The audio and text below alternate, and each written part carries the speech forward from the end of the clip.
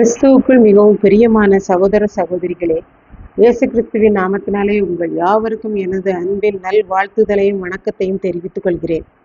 இன்றைய பகலின் குளிர்ச்சியான நாளின் தியான வசனம் லூக்கா எழுதின சுவிசேஷம் 2ஆம் அதிகாரம் 34ஆம் வசனம். பின்னும் சிமியோன் அவர்களை ஆசீர்வதித்து அவனுடைய தாயாகிய மரியாளை நோக்கி, இதோ அநேகருடைய இருதய சிந்தனைகள் வெளிப்படத்தக்கதாக இஸ்ரவேலில் அநேகர் விழுகிறதற்கும் எழுந்திருக்கிறதற்கும் விரோதமாக பேசப்படும் அடையாளமாவதற்கும் இவர் நியமிக்கப்பட்டிருக்கிறார்.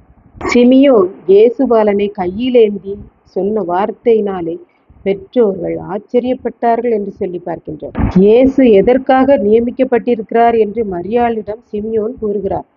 இஸ்ரவேல் சபையிலே அநேகருடைய இருதய சிந்தனை எப்படி இருக்கிறது என்பது வெளிப்பட்டுவிடும் என்று கூறுகிறார்.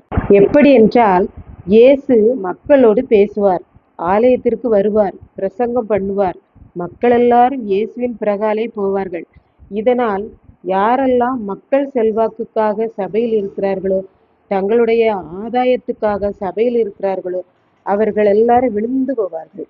இயேசுவை மேசியாவாக ஏற்றுக்கொண்டு இஸ்ரவேலில் இப்பொழுதுதான் ஆறுதல் கிடைத்திருக்கிறது, என் மனதில் சந்தோஷம் கிடைத்திருக்கிறது என்று யாரெல்லாம் நினைத்து ஆதாயம் இல்லாமல் ஜெபிக்க சபைக்கு வருகிறார்களோ அவர்கள் எழுந்திருப்பார்கள் என்கிற அர்த்தம் கொள்ளும் வண்ணமாய் சிமியோன் மரியாளிடம் கூறுகிறார் என்று பார்க்கின்றோம். உன் மகன் அதற்காகவே நியமிக்கப்பட்டிருக்கிறார் என்று கூறுகிறார். இப்படித்தான் மனிதர் ஒருவர் ஆலயத்திற்கு வருவார்.